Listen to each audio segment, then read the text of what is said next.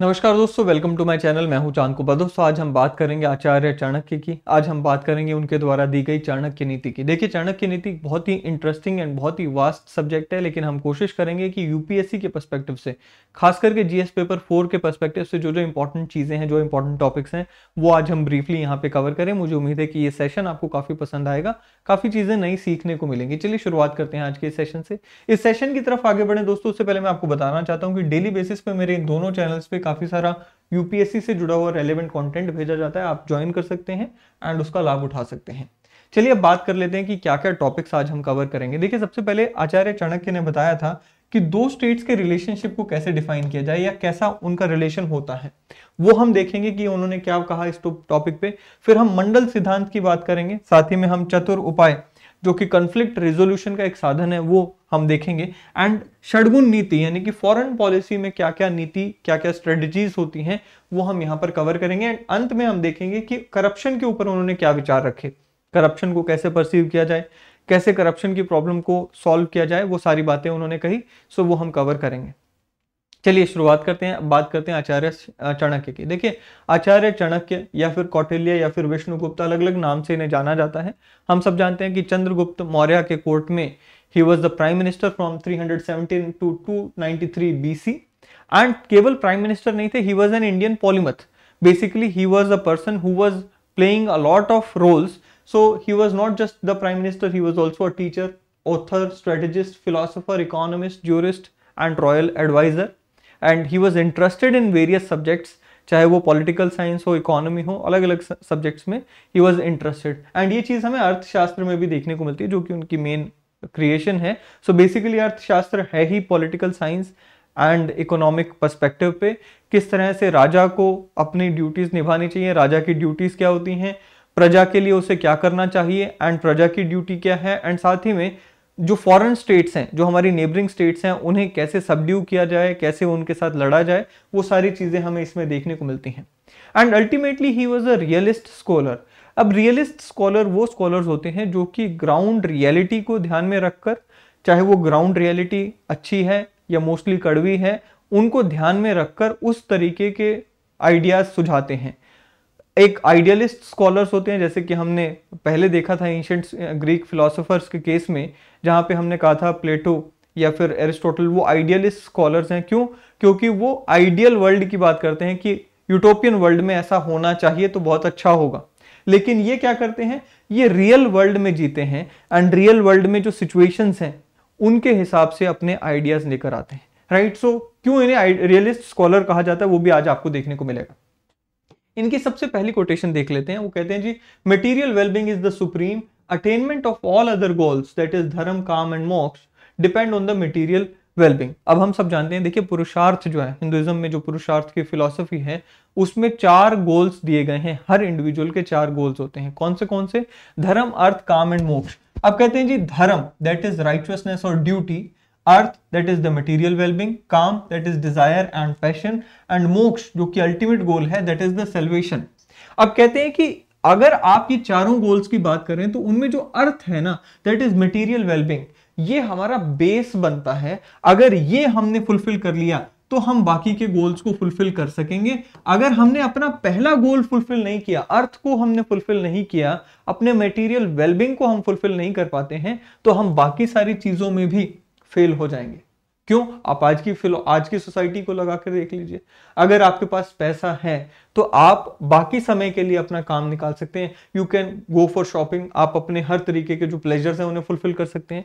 You can do all your duties, right? अगर पैसा नहीं है, अगर यू डोंट हैव मनी, आप ना तो सोसाइटी में अपनी भूमिका निभा सकते हैं और ना ही और किसी तरीके से आप अपनी ड्यूटीज को फुलफिल कर सकते हैं, चाहे वो अपने फैमिली के प्रति हो, अपने बच्चों के प्रति हो, अपने पेरेंट्स के प्रति।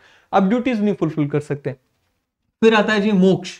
अब लिबरेशन की बात करते हैं, सेल्वेशन की बात करते हैं। देखिए बहुत टफ है, आपके पास पैसा नहीं है तो आप अपने स्पिरिचुअल परस्यूट्स के लिए भी पैसा नहीं निकाल, टाइम नहीं निकाल सकते, राइट? सो वो चीज हो जाती है। सो ये इनका कहना था and which was very accurate also. अगर हम बात करें इनके गोल्स की, तो बहुत ही प्रैक्टिकल एंड ग्राउंडेड रियलिटीज में रहकर इन्होंने ये बात कही हुई है।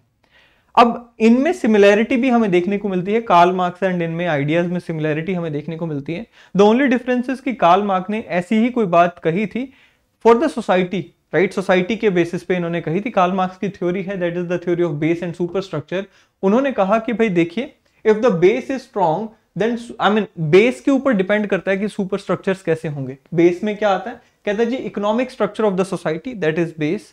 एंड सुपर स्ट्रक्चर्स में क्या होता है, सुपर स्ट्रक्चर्स में आते हैं culture, institutions, political power, then rituals, state ideologies etcetera. इनका ऐसा कहना था, कार्ल मार्क्स की मैं बात कर रहा हूं, कि भाई हमारी इकोनॉमी कैसी है, स्टेट की इकोनॉमी कैसी है, उसके ऊपर डिपेंड करेगा कि स्टेट का पॉलिटिकल सिस्टम कैसा है, स्टेट का कल्चर कैसा है, स्टेट की आइडियोलॉजी क्या है, स्टेट में रिचुअल्स कौन से परफॉर्म होते हैं, and all that, right. So again इन्होंने सोसाइटी के बेसिस पे ये कह दिया, स्टेट के बेसिस पे ये बात कह दी कि भाई इकोनॉमी के ऊपर डिपेंड करेगा कि आपकी बाकी सारी चीजें कैसी हैं। और कार्ल मार्क्स के इस आइडिया को जो बाद में हमें देखने को मिला, चाणक्य ने कैसे डिफाइन किया था इस आइडिया को कि भाई इंडिविजुअल लेवल पे इकोनॉमी के बेसिस पे डिपेंड करता है कि हम बाकी के जो अपने जो गोल्स हैं उन्हें फुलफिल कर पाते हैं कि नहीं।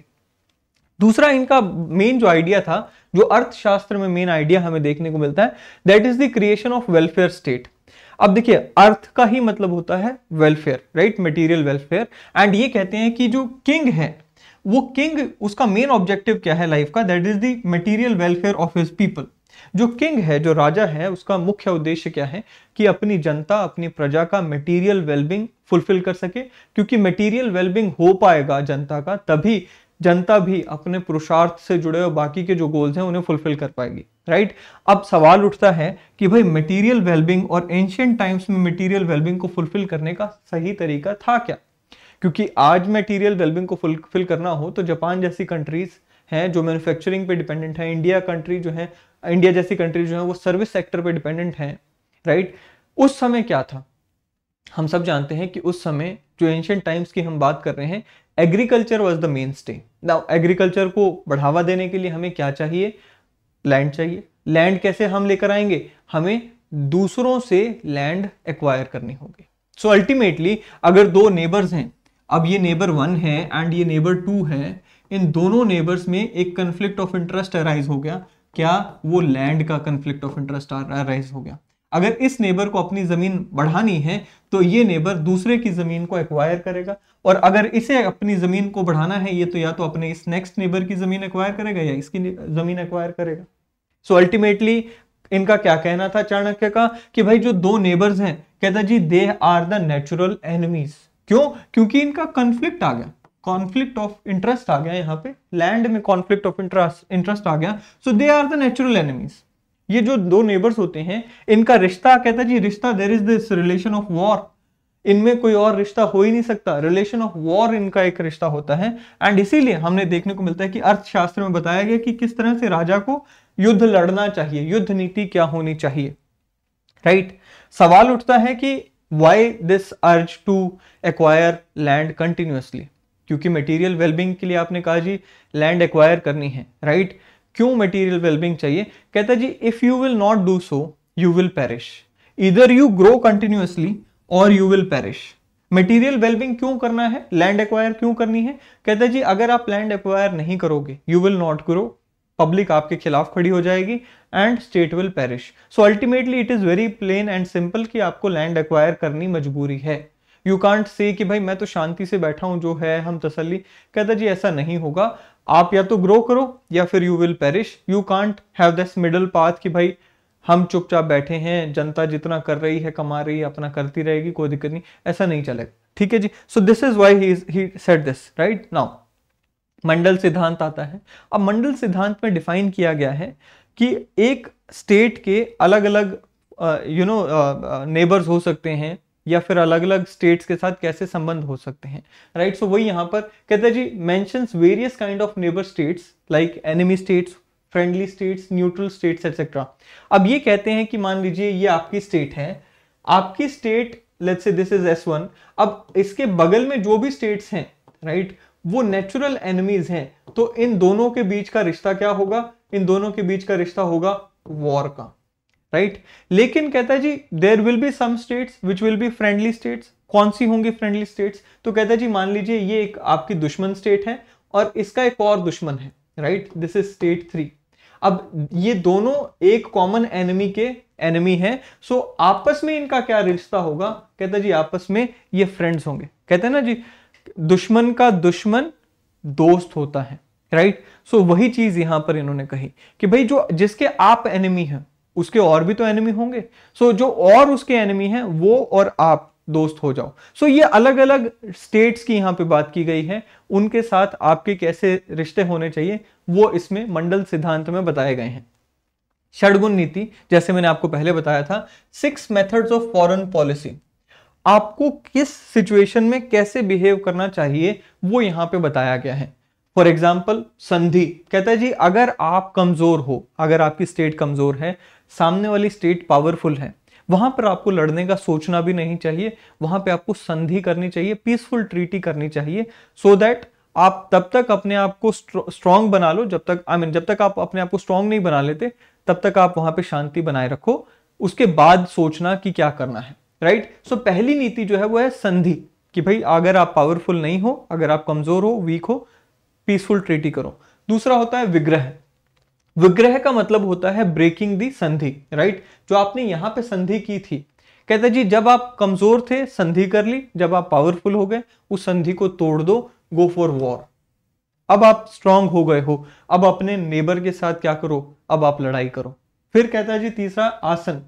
आसन का मतलब होता है remaining neutral to other states conflict. मान लीजिए दो स्टेट्स हैं, अब ये दो स्टेट्स का आपस में क्या है, युद्ध चल रहा है, आप यहां पे तीसरी स्टेट हो, let's say this is state 1, this is your state 2 and state 3। अब अगर ये दोनों आपस में युद्ध चल रहा है, you should stay neutral, you should stay peaceful, right? वो यहां पे कहा है। यण का मतलब होता है preparation for war, that you should be in that mode जहां पर आप हमेशा वॉर के लिए प्रिपेयर कर रहे हो, कॉन्स्टेंटली आप वॉर के लिए रेडी हो रहे हो। समश्रय क्या होता है? Join hand with those who have similar objectives. So मान लीजिए यहां पर इसको खत्म करने का ऑब्जेक्टिव है इस स्टेट का, एंड आप यहां पर क्या कर सकते हो, कहते जी आप दोनों हाथ मिला सकते हो, क्योंकि दोनों का ऑब्जेक्टिव है इस बीच वाली स्टेट को खत्म करने का। सो आप क्या कर सकते हो, समश्रय कर सकते हो। फिर आखिरी में क्या है, द्वैध भाव। द्वैध भाव का मतलब होता है friends with one, enemy with others, यानी कि आप टू फ्रंट वॉर नहीं लड़ सकते। गिवन पॉइंट ऑफ टाइम में आप एक फ्रंट पे वॉर लड़ो, क्योंकि अगर आप दो एनिमीज से वॉर लड़ते हो, दो फ्रंट्स पे जाके दो एनिमीज से वॉर लड़ते हो, तो चांसेस आर हाई कि आप दोनों से हार जाओगे, बिकॉज आपकी एनर्जीज बढ़ जाती हैं। सो ये क्या कहते हैं, द्वैध भाव, कि आप एक से मित्रता बनाओ और एक से लड़ाई लड़ो, that is the right strategy. चतुर उपाय। अब चतुर उपाय क्या है कि कहीं पे भी आप देखिए आपकी लाइफ में भी कॉन्फ्लिक्ट होता है, किसी स्टेट के साथ भी कॉन्फ्लिक्ट हो सकता है। अब कॉन्फ्लिक्ट्स जो हैं, खास करके अगर हम इंटरपर्सनल कॉन्फ्लिक्ट्स की बात करें या फिर इंटर स्टेट कॉन्फ्लिक्ट्स की भी बात करें, कैसे इन्हें रिजॉल्व किया जाए, उसके लिए हम अक्सर अपनी जो आम भाषा उसमें भी कह देते हैं साम दाम दंड भेद। ना ये क्या है, ये एक अपने आप में एक स्ट्रेटेजी है, 4 शब्दों में छुपी हुई स्ट्रेटेजी है। सबसे पहले क्या है, साम, कि भाई अगर कोई कॉन्फ्लिक्ट हो गया, एंड ये आप अपनी लाइफ में भी लगा सकते हो, even if you are an officer, किस तरह से आप कॉन्फ्लिक्ट को रिजॉल्व करते हैं। अक्सर हम देखते हैं ना कि आपका बॉस आपको लेट्स से गलत बोलता है या भेदभाव करता है, तो किस तरह से, तो वहां पर भी कुछ चीजें ले सकते हैं। Not all the things are appropriate, but then yes, खास करके हम इंटरनेशनल रिलेशंस की बात करें तो देखने को मिलता है। कहते हैं जी साम, पीस और कॉलिशन, राइट? क्या है कॉन्सिलिएशन? कहता है जी अगर आपके साथ किसी का कॉन्फ्लिक्ट हो जाए, कोशिश करो कि पीसफुली उसे खत्म कर दिया जाए। नहीं खत्म होता, दाम, pay economic value to resolve the conflict. Economic value का मतलब क्या, कि भाई पैसा खर्च होगा ना अगर उसे रिजॉल्व करने में, उसमें आपको ज्यादा वो महंगी डील नहीं है। अगर आपको सामने वाले को गिफ्ट दे के खुश करना पड़े, कुछ लेट्स से इकोनॉमिक वैल्यू चुकाकर अगर सामने वाले के साथ कॉन्फ्लिक्ट को रिजॉल्व करना पड़े, या फिर कहीं पे ब्राइब तक भी देनी पड़े कॉन्फ्लिक्ट को रिजॉल्व करने के लिए, कहता कर लेना चाहिए। फिर कहता है जी भेद। भेद का मतलब होता है लॉजिक, ट्रिचरी। आप सामने वाले को अपनी बातों में उलझाकर या फिर अपनी लेट्स से चाल में उलझाकर उससे अपने कॉन्फ्लिक्ट को रिजॉल्व करते हो या अपने हिसाब से उससे काम करवा लेते हो, that is the third best option. And the fourth option, that is the last option, is danda, that is use of power, that is use of coercion, that is use of force. So ये sequence उन्होंने बताया कि साम दाम भेद and दंड, इस तरीके से हमें सीक्वेंस में सबसे पहले ये कदम उठाना चाहिए। नहीं हो रहा रिजॉल्व तो ये करो, ये भी नहीं कर रहा है रिजॉल्व तो ये करो, ये भी नहीं कर रहा है रिजॉल्व तो आखिरी में आपको इस स्टेप के लिए जाना चाहिए। फिर अब करप्शन के लिए उन्होंने क्या कहा, देखिए करप्शन को लेकर he was again very much pragmatic and practical. उन्होंने कहा कि देखिए अगर हम अपनी टंग के ऊपर, अपनी जिह्वा के ऊपर हनी को रख दें, क्या ये संभव है कि उसका स्वाद हमें ना महसूस हो?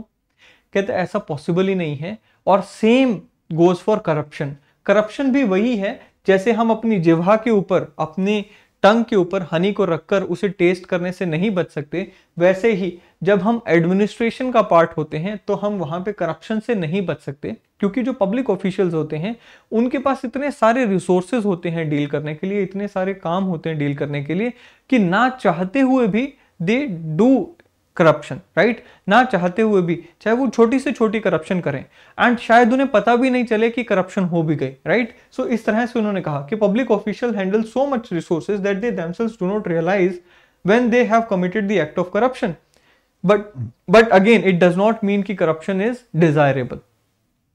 ऐसा नहीं है कि करप्शन डिजायरेबल है या उसे हम लेट गो कर दें। करप्शन को डील करना है, लेकिन करप्शन को डील करने में सबसे बड़ी प्रॉब्लम है कि करप्शन करने के कई सारे तरीके हैं, right? There are 40 ways of embezzlement. ये उन्हीं का कहना है कि भाई 40 तरीके हैं एम्बेजलमेंट करने के, गबन करने के, right? So this is the biggest problem. अब इसको रिजॉल्व कैसे किया जाए? कहते जी सबसे पहले तो राइट साइजिंग दी ब्यूरोक्रेसी। जो ब्यूरोक्रेसी है, जो अफसरशाही है, उसे कम करो। हमारी आज की करंट जो रिजीम है वो भी यही कहती है कि भाई minimum government, maximum governance, right? So government जो है उसे कम करो, ब्यूरोक्रेसी का साइज जो है वो कम करो, ताकि करप्शन का चांस अगेन वहां पे कम हो सके। Transfer the officials before they understand the loop holes in the office. So frequent transfers होनी चाहिए। फ्रीक्वेंट इन द सेंस की, लेट्स से अगर 2 साल का एक हम पीरियड रखें कि 2 साल में एक आईपीएस ऑफिसर को एक जिला चलाने के लिए दिया जाएगा, 2 साल के बाद उन्हें ट्रांसफर कर दिया जाएगा। 2 से कम भी कम माना जाता है, 2 से ज्यादा भी ठीक नहीं माना जाता। सो 2 साल तो कम से कम होने चाहिए। कहते जी give security and reward to the whistle blowers, punish entire chain and not just the official. मतलब कि भाई सबसे पहले हमें देखने को मिलता है कि जो करप्शन कर रहा है, सबसे लोएस्ट लेवल पे है, उसे आप करप्ट ऑफिशियल को पनिश करें। वो अकेला करप्ट नहीं है, उसके जो सीनियर्स हैं, जो उसका पैसा साथ में डिवाइड करते हैं, उन्हें भी कहता है जी आपको जो है यहाँ पे पनिश करना चाहिए। सो सभी में जहां पे पैसा बट रहा है सबको पनिश करो। फिर क्या कहता है, ना केवल करप्शन करने वाले ऑफिसर जो पैसा खा रहे हैं उनको, आपको जो दायक है, करप्शन को देने वाला व्यक्ति है, उसे भी पनिश करना चाहिए, राइट? सो कहता है जी दायक हो गया, रिसीवर हो गया, जो करप्शन का पैसा जो अपने पास जमा कर रहा है निधायक, उसे भी आप पनिश करो। अभी हमने देखा ना एक आईएएस ऑफिसर को कैप्चर किया गया, एंड हमें देखने को मिला कि 20-21 करोड़ तो उनके सीए के पास थे, राइट? वो सीए को भी यहां पर फिर उन्होंने क्या किया, उसके अकॉर्डिंग हमारा प्रिवेंशन ऑफ करप्शन एक्ट के तहत हमने उसको भी पकड़ा है, राइट? फिर public humiliation of corruption of corrupt officials. जो करप्ट ऑफिशियल्स हैं उन्हें पब्लिकली आप यहां पर शर्मिंदा करो। Reward the honest officials and compensate the person who suffered because of the corruption. तो ये सारे के सारे तरीके उन्होंने सुझाए कि किस तरह से करप्शन से डील किया जाना चाहिए। ये थे आचार्य चाणक्य, और ये थी उनकी नीति की एक ब्रीफ ओवरव्यू हमने यहाँ पे आज देखी। मुझे उम्मीद है कि ये सेशन आपको पसंद आएगा। सेशन पसंद आए तो इसे लाइक करना ना भूलें, शेयर करना ना भूलें। अगले सेशन में फिर एक बार मिलेंगे, एंड चैनल को सब्सक्राइब करेंगे तो अगली बार दोबारा मिलना आसान रहेगा। अगली बार मिलते हैं। Till then thank you, have a great day.